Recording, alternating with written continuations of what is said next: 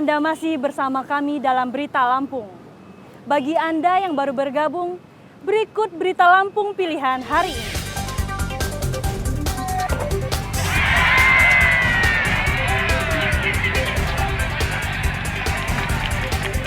Aksi heroik seorang tentara yang naik tiang bendera menyambung tali putus dalam upacara hari ulang tahun ke-8 Republik Indonesia di Mesuji.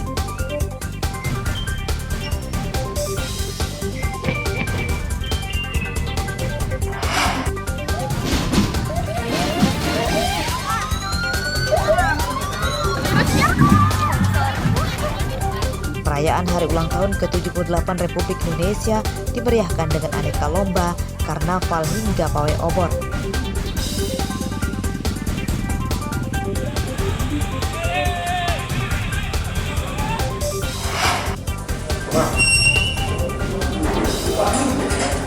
Seorang satpam sekolah di Lampung Utara ditangkap karena mencabuli siswi TK.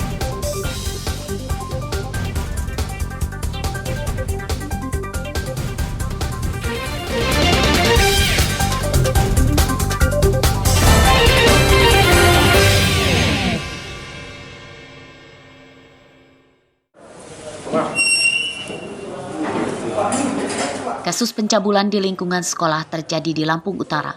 Kamis siang, seorang satpam sekolah TK berinisial SF ditangkap karena mencabuli salah satu siswi TK. Tersangka ditangkap di rumahnya di Kota Bumi Selatan, Lampung Utara tanpa melawan.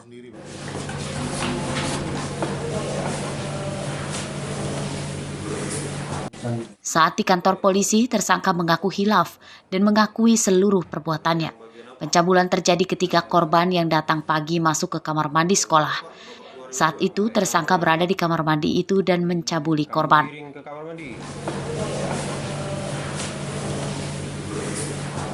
Pencabulan terungkap setelah korban menangis dan mengadu ke guru dan orang tuanya yang kemudian melapor ke polisi. Kronologis kejadian sekitar pukul 7 pagi, si korban ini izin ke kamar kecil di TK tersebut. Kemudian sudah dalam kamar mandi sudah ada pelaku di sana menunggu si korban, dan terjadilah korban dipaksa masuk dan dilakukanlah pencabulan itu. Polisi menyita barang bukti pakaian korban dan hasil visum dari rumah sakit. Atas perbuatannya, tersangka terancam hukuman 15 tahun penjara.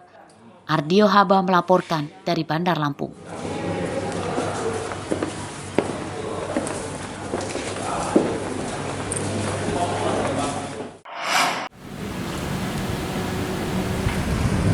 Penyelidikan kasus penganiayaan 5 ASN baru di kantor BKD Lampung yang ditangani Polresta Bandar Lampung terus bergulir.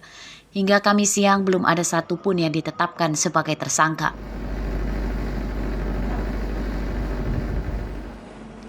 Kasat Reskrim Polresta Bandar Lampung Kompol Denis Arya Putra menyatakan kasus itu belum dinaikkan ke penyidikan. Polisi telah memeriksa 10 saksi serta mengumpulkan barang bukti. Kayak pelaku apa dong ditutup. Untuk penetapan tersangka, polisi masih menunggu tambahan informasi dari saksi lain supaya data yang didapat lebih lengkap dan valid. Kami menambah lagi saksi dan yang hari ini jadwalnya 2 orang yang kita periksa.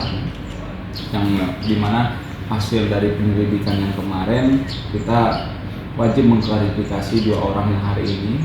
Setelah itu akan kita ambil langkah-langkah terkait dengan peristiwa pidana ini melalui gelar perkara untuk tindakan selanjutnya mungkin naik verifikasi. Polisi sudah menyita sejumlah barang bukti berupa hasil visum dan foto-foto luka yang dialami para korban. Polisi juga berjanji akan segera menetapkan tersangka dalam waktu dekat jika semua bukti dan saksi sudah mencukupi. Robi Laste melaporkan dari Bandar Lampung.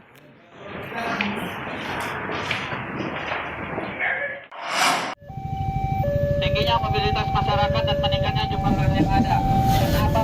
Ada pemandangan berbeda di pintu perlintasan kereta api di Jalan Perintis Kemerdekaan Tanjung Karang Timur, Bandar Lampung, Rabu siang.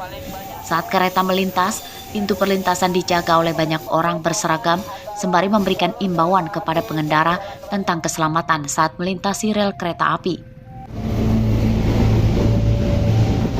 Sosialisasi ini digelar oleh Komunitas Keselamatan Transportasi Kereta Api dan PT KAI Tanjung Karang sekaligus untuk mengisi Hari Kemerdekaan Republik Indonesia ke-78. Sosialisasi itu diharapkan bisa menumbuhkan kesadaran masyarakat agar mendahulukan perjalanan kereta api. PT KAI juga berjanji akan menutup perlintasan liar di sepanjang jalur kereta api. Memberikan pengetahuan terutama pada masyarakat pengguna jalan raya tentang bahayanya perlintasan sebidang jika mereka tidak mematuhi aturan ataupun rambu-rambu yang berlaku. Sudah sampai bulan Juli kemarin di 2023 ini sudah terjadi 14 kali. Itu untuk kendaraan. Sedangkan untuk pejalan kaki ini juga lumayan banyak, terjadi 13 kali kejadian. Berdasarkan data stasiun Diffrut 4 Tanjung Karang, Bandar Lampung, pada semester pertama tahun ini mencatat belasan kasus kecelakaan yang melibatkan kereta api. Kecelakaan umumnya dipicu mobil memaksakan menerobos perlintasan saat kereta api sudah dekat. 2 kasus terakhir terjadi di Lampung Utara dan Natar, Lampung Selatan. Di Lampung Utara, sebuah truk ringsek tertabrak kereta penumpang dan di Natar, Lampung Selatan, sebuah minibus ringsek tertabrak kereta api. Pada 2 kecelakaan itu tidak merenggut korban jiwa. Jeffrey Arifin melaporkan dari Bandar Lampung.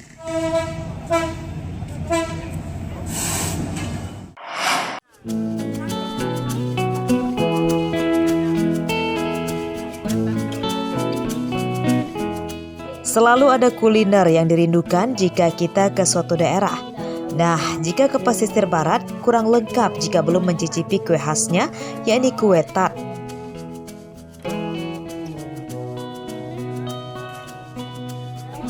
Kini banyak kelompok perempuan yang menjadikan kue tradisional itu sebagai peluang usaha. Mereka membuat kue tat untuk dijual sebagai oleh-oleh para pelancong.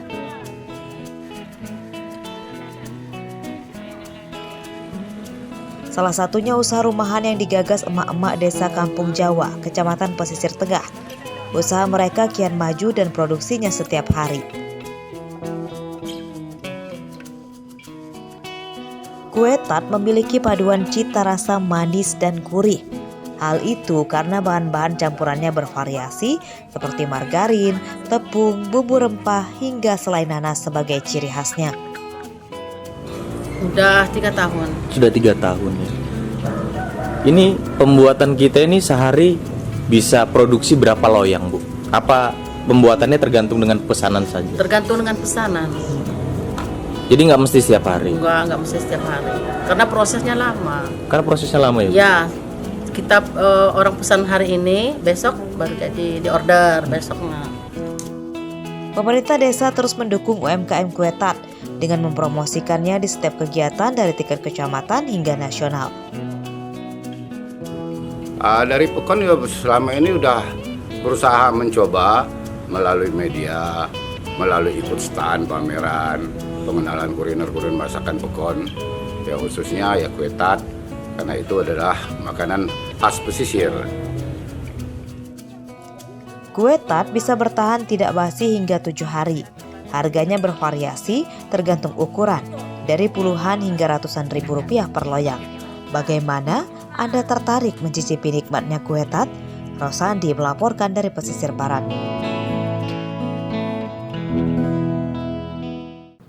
Pemirsa, informasi tadi menutup perjumpaan kita kali ini. Saya Iin Hermayani beserta redaksi yang bertugas berterima kasih. Selamat beraktivitas kembali. Sampai jumpa.